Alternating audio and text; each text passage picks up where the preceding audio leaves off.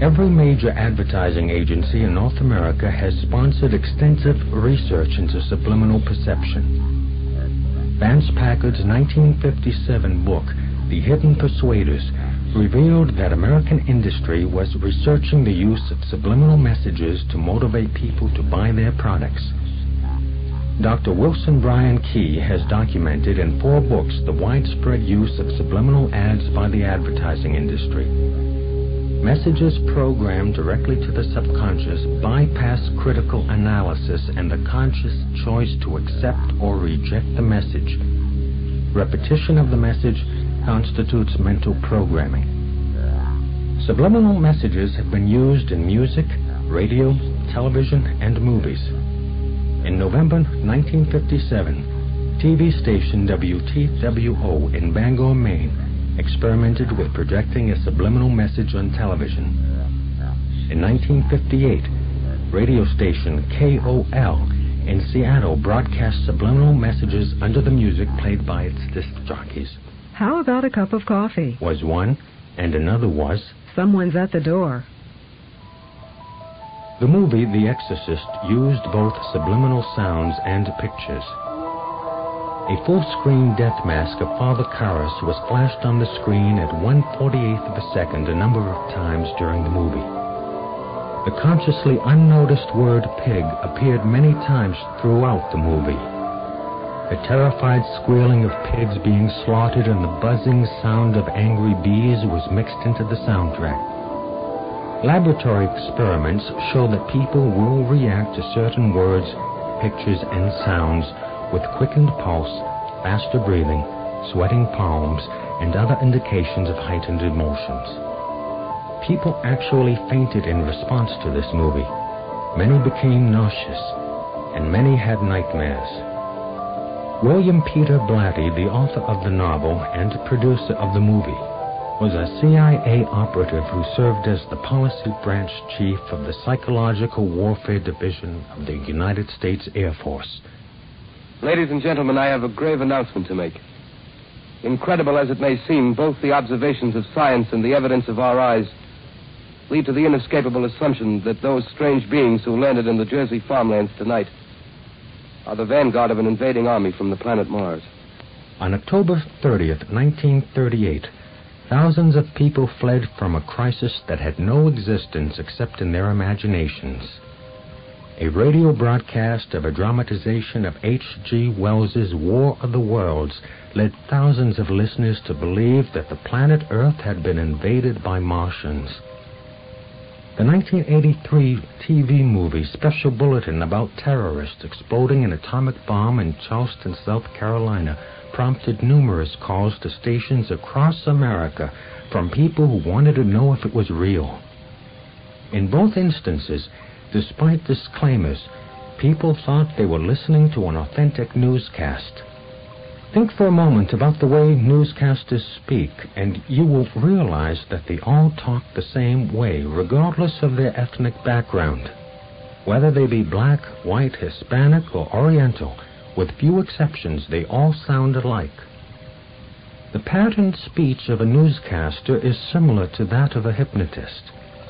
The eye contact made with the viewer is also used by the hypnotist.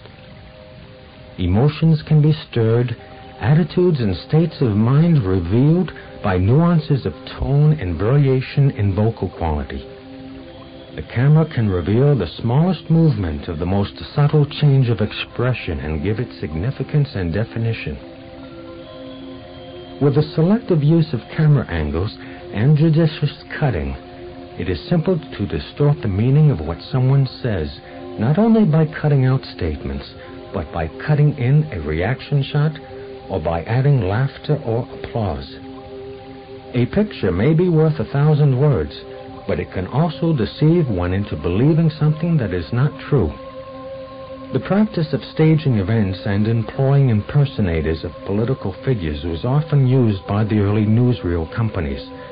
The capacity to lie with a picture and be undetected has been greatly enhanced by modern computer technology.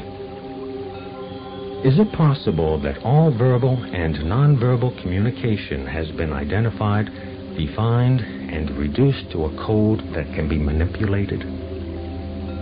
Is it possible to program an entire population to respond to certain words, images, vocal qualities, body movements, gestures, and expressions? The result of such programming would be a population that is highly suggestible, a population that can be manipulated with precision.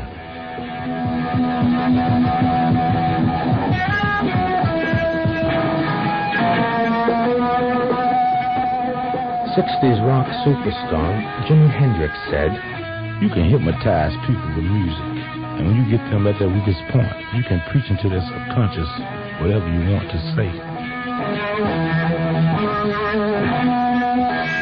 The power of music has been recognized throughout history. Plato and Aristotle believed that people could be controlled by music. Music affects the emotions, the mind, and the body. Sound causes changes in body chemistry, blood pressure, breathing, and digestion. Fast music will speed up the nervous system, while slow music will slow it down. The entire body is sensitive to sound. Low tones will vibrate in the lower parts of the body, and high tones will vibrate in the higher portions and on into the head. Even sounds that cannot be heard affect you. Low-frequency infrasonic sounds affect the internal organs and can cause headaches, nausea, dizziness, and fatigue. Much of today's popular rock music is built around a heavy bass pattern louder than the melody. These loud, low-frequency vibrations and the driving beat of most rock music affect the pituitary gland. The pituitary gland produces hormones that control male and female sexual responses. These low-frequency vibrations vibrate in the lower parts of the body so that the music feels good. Though the message of some rock music is thoughtful and positive, the message of many rock videos and the music, particularly heavy metal, is a negative mental program that glorifies violence and deviant behavior. A visit to your local record store to check the lyrics on the back of the albums will reveal recurring themes preoccupied with violence, rape, sadomasochism, suicide, illicit sex, drug and alcohol abuse, fascination with the occult, and in some instances, race antagonism. Backward masking, where a message is spoken or sung that intentionally means something else when played backwards, has been used in some rock music since the Beatles first used the technique. The subconscious can decode and read messages spoken or sung backwards. When played backwards, the song Miss Me Blind by Culture Club repeats the message, "Be in sin when you're not," over and over again. First, listen to the music cut played forwards. I know you miss me. I know you miss me. I know you miss me, love. I know you miss me. I know you miss me. I know you miss me, love. Played backwards, the message is, "Be in sin when you're not."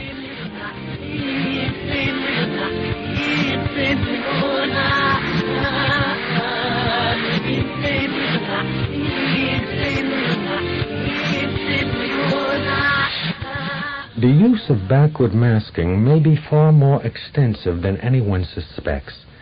There are literally hundreds of examples and a disturbing proliferation of satanic messages. For example, from the album Raising Hell by Run DMC, listen to the music cut played forwards.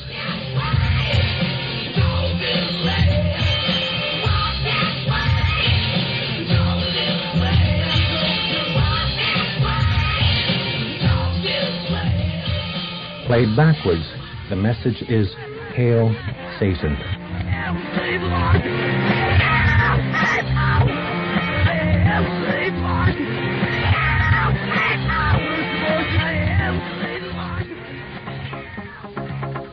It is important to note that the lyrics of many rock songs are not clearly distinguishable consciously.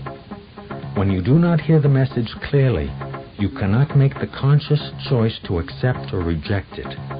When you cannot make that choice, or when that choice is taken away from you. The message is programmed to your subconscious without your being aware of it.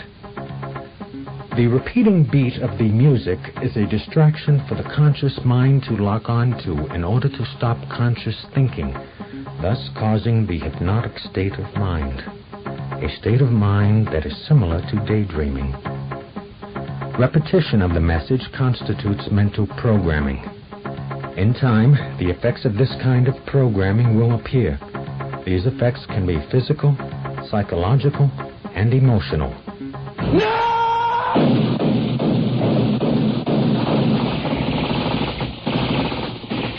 Numerous motion pictures have precipitated violence over the years. The Warriors, one of a number of movies about street gangs, was followed by a rash of violence in cities across the nation. Approximately 28 people died playing Russian roulette in response to seeing The Deer Hunter. The press reported that John Hinckley Jr. told his attorneys that the idea to assassinate President Reagan came to him after seeing the movie Taxi Driver. A report released in 1982 by the National Institute of Mental Health said, "Violence on television does lead to aggressive behavior by children and teenagers who watch the programs." Dr. Thomas Narut from the U.S. Naval Hospital at NATO headquarters in Naples investigated the use of film to train servicemen who were not inclined to kill to be able to do so. Films were screened which showed people being maimed or killed violently to desensitize the men to those acts. A progressively more graphic depiction of violence in movies, television, and music desensitizes people, especially young people, to real-life violence and increases tension, anxiety, and fear among older people who perceive increasing lawlessness and the breakdown of society. A University of Massachusetts study of crime programs on television reveals that law enforcement officers are often shown breaking and entering illegally, failing to inform suspects of their rights, terrorizing and coercing witnesses, and accepting bribes. Constitutional guarantees are regarded as bothersome technicalities that hinder the police in the performance of their duty. Professors Catch and Ahrens, who conducted the study, said, "Police shows seem to reduce the ordinary citizen's awareness of constitutional rights and responsibilities. Many people engrossed in the drama of rapid-fire action or preoccupied with violence fail even to notice blatant police-state tactics." The Supreme Court has consistently expanded police powers and governmental authority while curtailing individual rights, thus enacting into law principles much like those presented on TV crime programming. The relationship between the increase in crime and the decrease in individual rights is a classic example of the Hegelian principle of bringing about change in a three-step process. The first step is to create a problem. The problem in this case is the increase in crime brought about in part by mass media programming of criminal behavior, making violence an acceptable means of problem solving, especially among young people. The second step is to create opposition to the problem.